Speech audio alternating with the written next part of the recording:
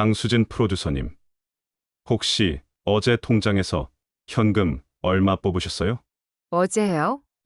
500만 원 정도 뽑았는데요. 500만 원이요. 그럼 지금 이 순간에도 금융정보분석원의 강수진 프로듀서님 이름이 올라가 있을 수 있습니다. 네, 500만 원인데요. 1천만 원 넘어야 신고되는 거 아니에요? 그게 바로 오늘 제가 말씀드릴 핵심입니다.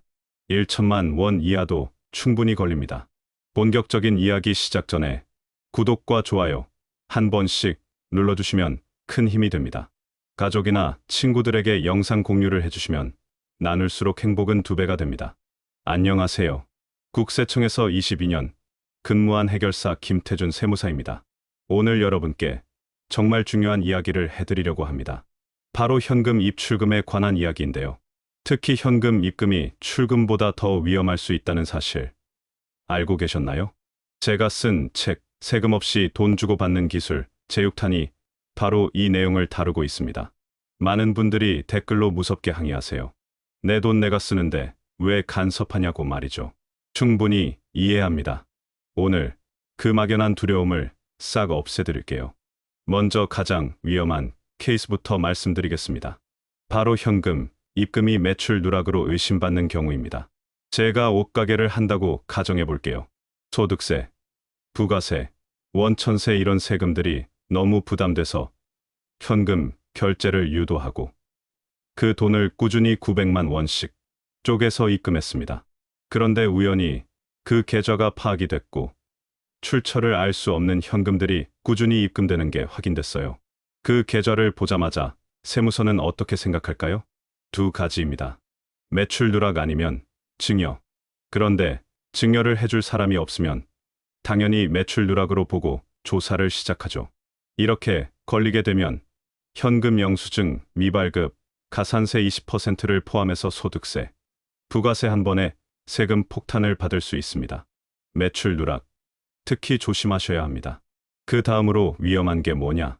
바로 상속이 발생했을 때의 현금 출금입니다. 상속이 발생하면 일반적으로 10년치의 통장을 오픈합니다. 경우에 따라서는 15년치를 보는 경우도 있어요. 물론 상속세 조사를 받지 않는다면 그냥 넘어갈 수도 있겠죠. 여기서 정말 중요한 점이 있습니다. 돌아가신 피상속인 계좌뿐만 아니라 우리 상속인들의 계좌도 본다는 점이에요. 만약에 피상속인 계좌에서 출금된 금액이 비슷한 시기에 상속인 계좌로 들어간다면 이건 볼 것도 없이 사전 증여로 상속 재산에 가산됩니다.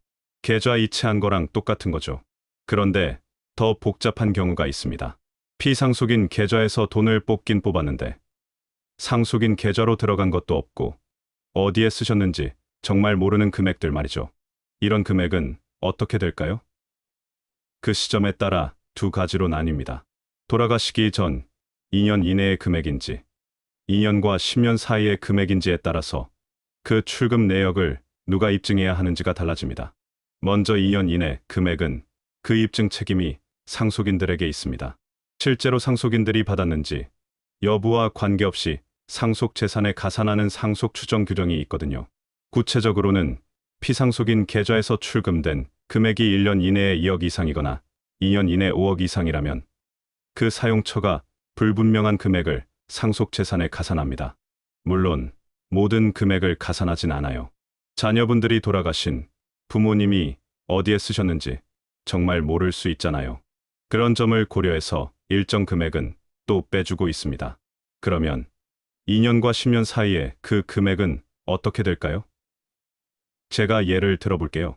부모님이 돌아가시기 전 2년과 10년 사이에 매월 500만 원씩 뽑으셨어요. 8년이면 4억 8천만 원이라는 큰 돈이죠. 우리 자녀분들은 부모님이 어디에 쓰셨는지 정말 몰라요. 소비가 굉장히 심하신 분이셨거든요. 그럼 이런 경우에도 상속세나 증여세를 과세할 수 있을까요? 없습니다. 과세할 수 없어요. 왜냐하면 그 2년과 10년 사이의 입증 책임은 과세관청에게 있기 때문입니다.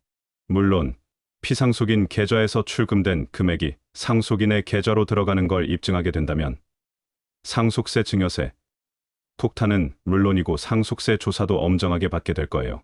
자, 그럼 이제 안전하게 현금을 뽑는 방법을 말씀드리겠습니다. 우리 세무법인의 박민수 세무사가 핵심을 설명해 드릴 겁니다. 안녕하세요. 박민수 세무사입니다. 통장에서 돈을 좀 뽑으려고 하는데 얼마 이상이면 문제가 되는지 많은 분들이 궁금해 하시죠. 강수진 프로듀서님, 평소에 현금 자주 뽑으세요? 저요? 안 뽑은 지 너무 오래됐어요. 요즘은 뽑을 일이 없습니다. 그렇군요. 그럼 혹시 뽑으셨을 때 하루에 1천만 원 이상 뽑으신 적 있으세요? 저 이거 잘못 말하면 저 세무조사 나오는 거 아니에요. 저 사실 예전에 좀 뽑아본 적이 있어요. 만약에 강수진 프로듀서님이 하루에 한 개 은행에서 1천만 원 이상 뽑으시면 은행은 그 사실을 금융정보분석원에 통보합니다. 일단 무조건 통보하는 거죠. 네, 이것이 바로 CTR이라는 건데요. 1천만 원 이상 입금을 해도 똑같이 통보됩니다. 그래서 많은 분들이 900만 원, 900만 원, 900만 원 이렇게 금액을 쪼개서 입금하시거나 출금하시죠. 그런데 이렇게 금액을 쪼갠다고 해서 괜찮을까요? 여기가 핵심입니다. 금융기관은 입출금하는 사람의 직업, 나이, 재산 상태 등으로 보아 의심 거래로 파악한다면 해당 내용도 마찬가지로 금융정보분석원에 통보할 수 있습니다. 이게 바로 의심거래 보고제도 STR입니다. 이렇게 통보된 내용들이 결국에는 세무서로 들어가는 겁니다. 그런데 이렇게 통보가 된다고 해서 무조건 증여세나 소득세가 과세될까요? 제 생각에는 검사를 해야 될 것 같아요. 다 하지는 않을 것 같고요. 맞습니다. 다 조사하지는 않습니다. 그럼 언제 특히 문제가 될까요? 제가 다시 말씀드리겠습니다. 김태준 세무사입니다. 정상적인 현금, 출금의 모습을 보여드릴게요. 제가 아는 한 분이 계세요. 나이가 지긋하신 분인데 매월 500만 원씩 꾸준히 현금을 출금하십니다. 이분이 출금한 그 돈을 어디다 쓸까요? 모르죠. 세무서도 모르고 본인밖에 모릅니다. 제가 조심스럽게 여쭤봤더니 밥도 사드시고 친구 만나서 내기 장기도 두시고 다 본인이 쓰신 거래요. 이런 경우에 문제가 있을까요? 전혀 없습니다.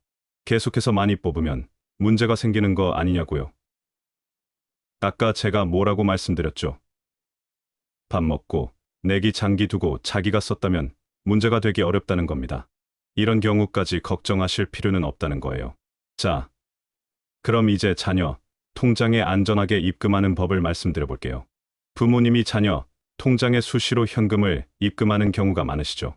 이럴 때 조심하셔야 합니다.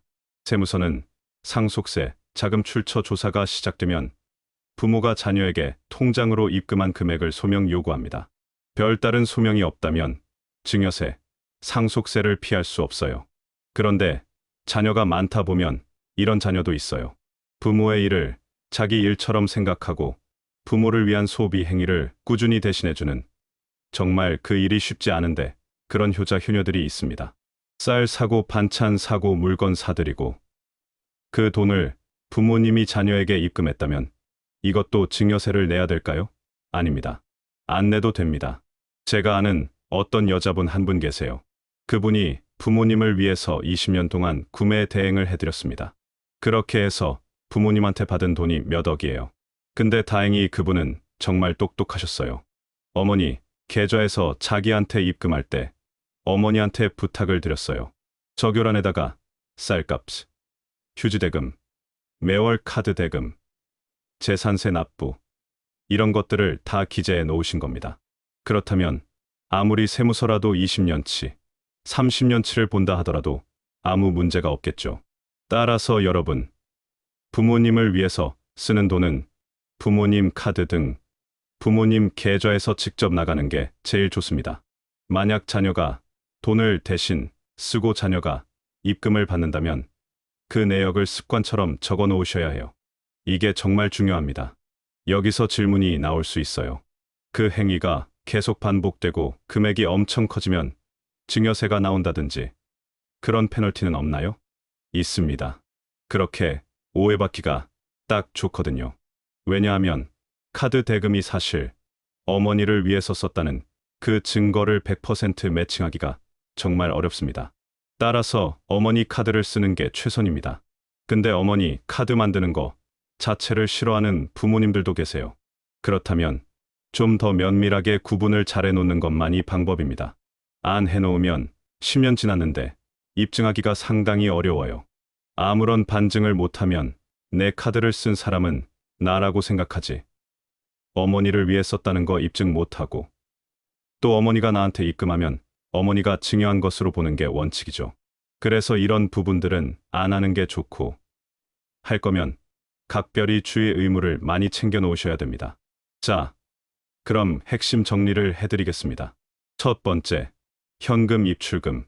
그 자체가 문제가 아닙니다. 혹시 이 다음에 나올지 모르는 세무, 조사. 그 끝은 원래 내야 될 세금보다 더 많은 세금 폭탄으로 이어질 수 있다는 사실을 잊지 마십시오. 두 번째, 의외로 현금, 출금보다 입금이 더 위험할 수도 있습니다. 특히 매출 누락으로 의심받는 경우가 가장 위험하죠.